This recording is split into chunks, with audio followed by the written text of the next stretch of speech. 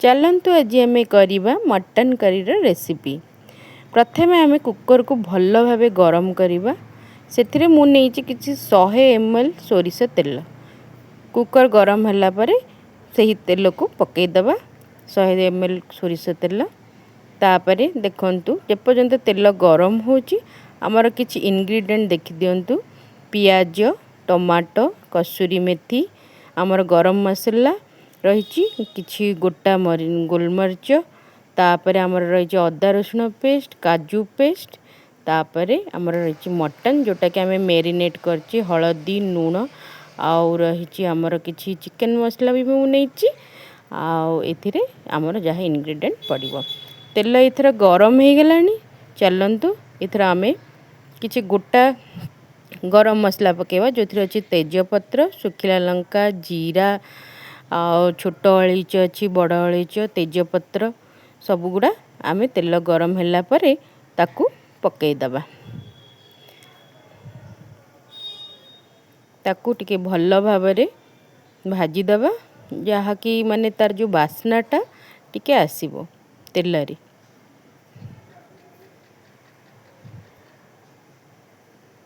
सेटा भल भाव भाजी हो गला परे तापर देखंतु के बास्नाटा तार जितेबाला आसीजिवो आमे तापरे नेक्स्ट आमर पकेइबा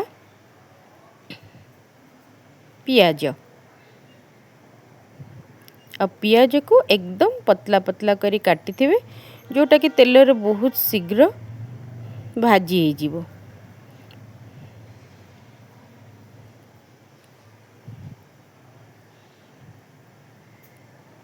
एठी मु पाखापाखी 2टा पियाज नहीं आपड़ जदि बड़ साइज रो पियाज नेबे गोटे देबे। जदि छोट साइज रो पियाज नौचंती ताहाले आपण 2टा पियाज अथवा 3टा पियाज नहीं ताको एकदम स्लाइस रे काटी देबे आ ताको भल भाव रे नाली हेबा पर्यंत भाजीबे।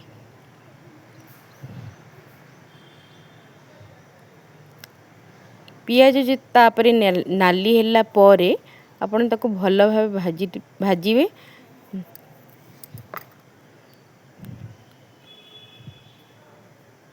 सेठी मु मटन रे पकेवा पई किछि आलू नेइतिली जो आलूटा को आमे टिके तेल रे भाजी दबा। टिके नाली कलर हेबा पर्यंत आपण स्लाइटली टिके भाजी देबे जोटा कि बहुत ही टेस्ट लागिवो। मटन रे जदि आपण आलू देबे तार टेस्ट दिगुणा हो जिवो। तेणु मु टिके तेल रे ताकू सिंपल टिके भाजी दूची आ तापरे ताकू पछरे आमे ऐड करिवा मटन रे। तापरे मु किछि एबे कंचा लंका दूची। तापरे अदा रसुण पेस्ट एठी पाखापाखी आपण 2 रु 3 चामच आपण अदा रसुण पेस्ट देबे। 4 चामच मु एठी देइची जेहेतु हमर मटन र परिमाण 3 पा अछि तो सेथिरे मु 4 चामच अदा रसुण पेस्ट देइची आ ताको भल भाबे कसिबे जेपर्यंत तार गंध जीवो। कारण जेपर्यंत हमर मसला गंध जाएनी अदा रसुण पेस्ट गंध जाएनी मसलार आमको किछि भल लागेनी। मटन रो जो स्मेलटा आसे अदा रसुण जदि भल भाबे कसी जे ताहले सेथिरु आमे ता बास्नाटा जीवो। तापर आमे दबा किछि हळदी गुंड, किछि लंका गुंड। एटी लंका गुंड पाखापाखी मु नाली रेड मिर्च जोटा देइची सेटा होची टिके राग वाला तीखा वाला। तेणु मु ऑलरेडी लंका देइची कंचा लंका जोटा टिके हमर भी राग रहउची। तेणु आपण सेही हिसाब रे आपण जते राग खाउचंती सेही हिसाब रे आपण आपण देबे लंका पाउडर। तो एटा टिके तीखा रहउची बोली मु एठी 2 चामच लंका पाउडर देइची। ताको भल भाबे कसिबे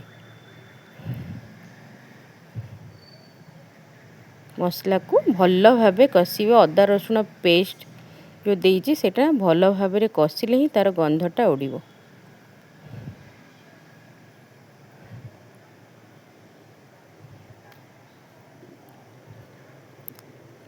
तापरे आमे रखीचु किछि मटन जोटा कि मु मेरिनेट करथिली हळदी लूण किछि सोरिष तेल देकी ताको मेरिनेट करके रखी थी आधा घंटा पर्यंत। तापरे मटन को देदबा।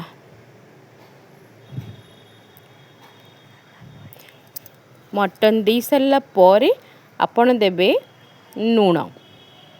लूण आपण स्वाद हिसाब से देबे कारण मु प्रथम मेरिनेट रे किछि लूण देइथिली। वर्तमान मु तरकारी रे 3 पा मटन हिसाब रे मु मोर लूणटा देइछि। तापरे पुणी थरे आको भल भाबे कषिबे मसला सहित।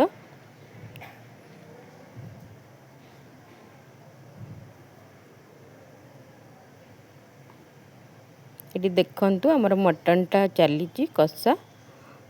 मु ताकू मसला सहित भल भाबरे मिसौची कारण मसलाटा आमे कषिला परे मटनटा भी सेथिरे भल भाबरे कषिबे। तापरे एठी होची मोर गोटे होममेड मसला तयारी करची। सेथिरे हमर अछि धनिया गुंड, जीरा गुंड, लंका गुंड आ किछि गोटा गरम मसला एटा मिसै कि मु गोटे होममेड मसला बनेची जोटा कि मु एठी ऐड कली मटन रे।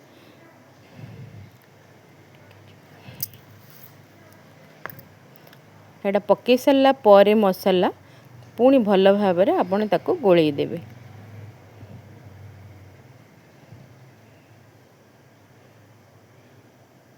ये देखंतु केते भल भाबरे मसला गुडा को मिसौची कारण मसला जदि मटन भितर न पसे ता टेस्ट एते भल आसेनी। तेणु आपन को टिके कषिबा को पड़ियो। तापरे मु एठी देली किछि टमाटो पाखापाखि 2टा टमाटो मु एठी काटिकी देइची। 2टा टमाटो काटिकी देइची ताको भल भाबरे आपण मटन संगे मिसई देबे।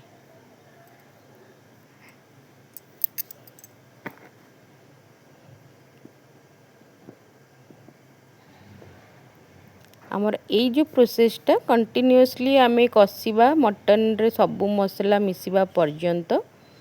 तापरे आमे एठी किछि कसूरी मेथी दे दबा कषिबा भितरे कारण कसूरी मेथीर बास्नाटा बहुत ही भल लागे मटन रे।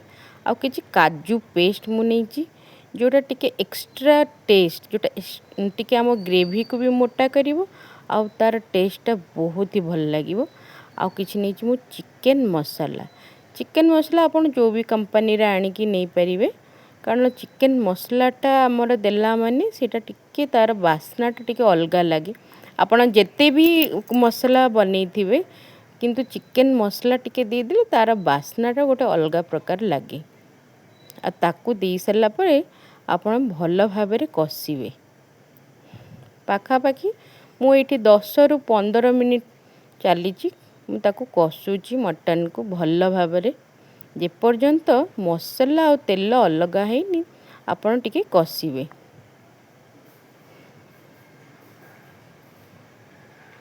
तापरे कषिला परे मु एठी दे देली गरम पानी।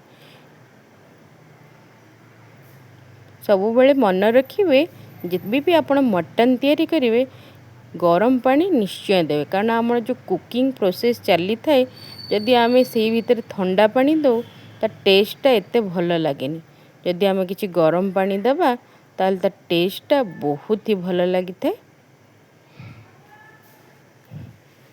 एथर आमे कुकर रे ढांकुणी दे दबा। एठी देखंतु हमर तयारी हे गेला मटन।